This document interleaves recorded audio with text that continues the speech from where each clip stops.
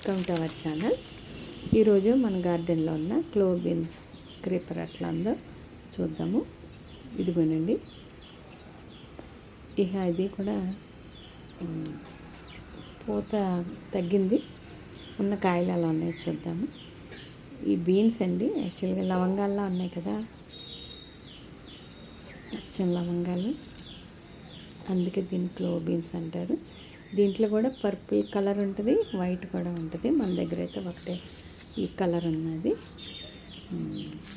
చూడండి, నేను సీడ్స్ కోసమని కొన్ని బీన్స్ వదిలేసాను. మొక్క మొదల నుంచి కూడా ఈ కాయలు అవుతా ఉన్నాయి, కొన్ని అయితే అట్లనే ఉండిపోయినాయి. చూసారా, ఈ వైట్ పార్టే మనకు సీడ్ అవుతుంది అన్నమాట.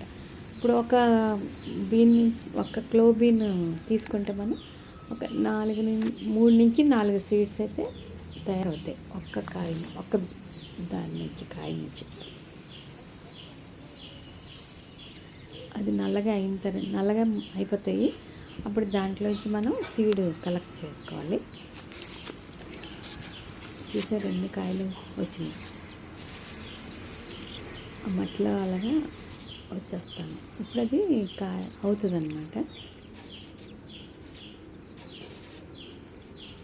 అలా ఉంటాయి సీడ్స్, చాలానే ఉన్నాయి కదా, ఒకటి చూపిద్దామని కట్ చేశాను. అలా వస్తాయి, అదే సీడ్ అవుతుంది అన్నమాట.